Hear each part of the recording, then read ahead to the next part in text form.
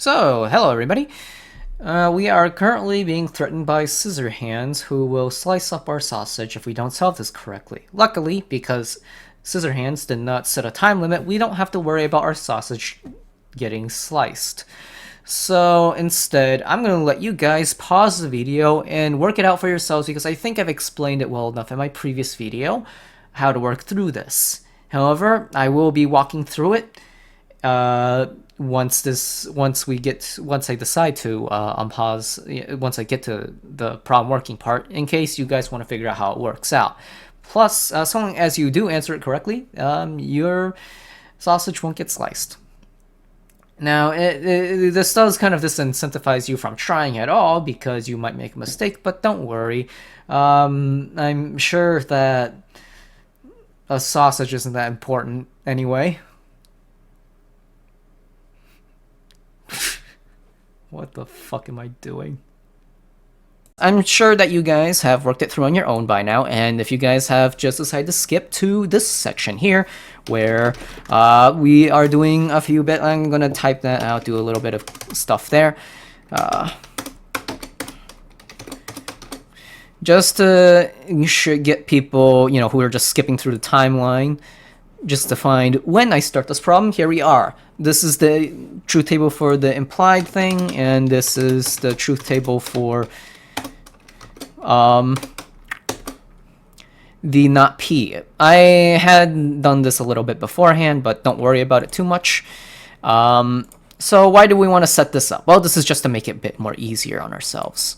And now,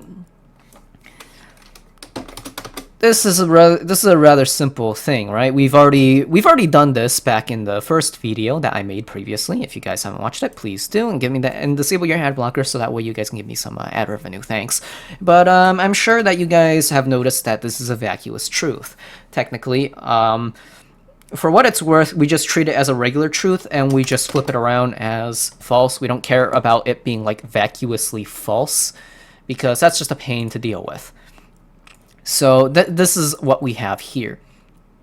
Now, for not P or Q, well, this is false here, and this is true here.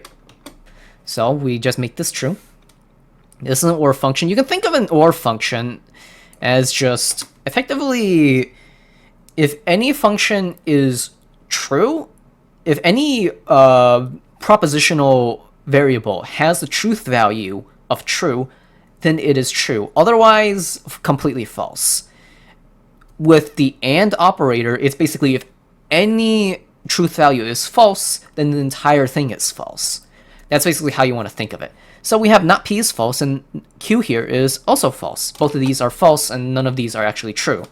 Now that we've reached the bottom here, we see that not P is true for these values, for this set of values. So no matter what Q is going to be, it does not matter. So instead, we just go true and true. Easy peasy lemon squeezy. Nothing too big here. Real simple. We could have solved this in under 5 minutes. But I hope that 10 minutes was enough for you guys to really get through and work through all the stuff that happens. Now we have this here. P implies Q. However, we can't really say that this and this are the same because of the vacuous truth here. We can't really, it's just true because it's not really,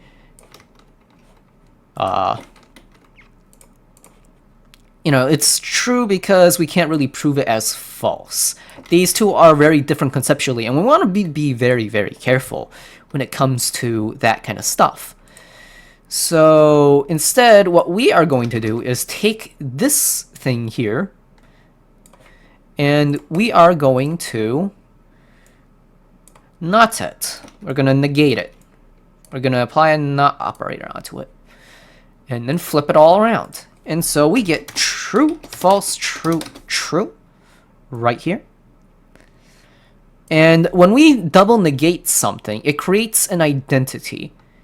And so basically, even though like these are, they kind of look different, it's still equivalent. These are equivalent. And so it is important that you you just kind of, equivalences are the fast way to speed through certain things here and there. And then now we can compare it with the truth table that we have here to see if these are the same values. And as we can see here, they are the same value here. And isn't that awesome? Because then that basically means that because these truth values all basically go to the same thing, these two compound compositions, the entirety of these statements here, these propositions, the compound proposition of these two statements, this and this, are equivalent, because these values, this is the same, this is the same, this is the same, and this is the same. And we are still kind of imagining, a little table here that's just kind of off to the side here, It's just kind of, this is just kind of here still. It's just, we don't really worry about it too much necessarily, but that is what that is, effectively. So I hope you guys enjoyed this quick little problem work through. I hope you guys enjoyed that. It was a very, very simple problem for what it's worth. There wasn't really much to it because it's really this simple. It's not too complicated problem. You're not trying to like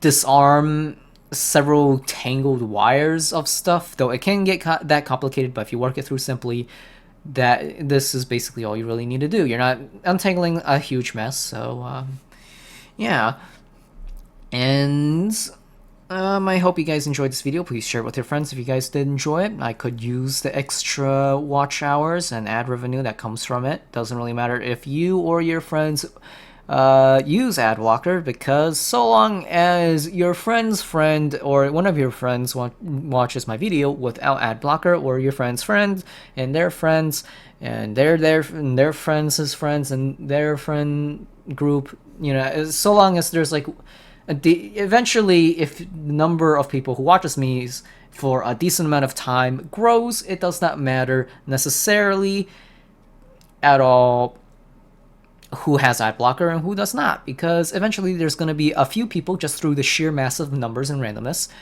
are going to be watching my video without ad blocker, and then I get the ad revenue. So just share it with your friends. Though if you would also like to help me spread out to other people, please do like and subscribe, because the algorithm likes its numbers. And I hope to see you guys in the next video, assuming that you guys want it, because the next video should be and would be about circuit logic. And it's also fairly simple. We're just getting introduced to the entire situation. It's not too crazy. I'm sure that you guys would have a great time learning it. And yeah, have a nice day, everybody.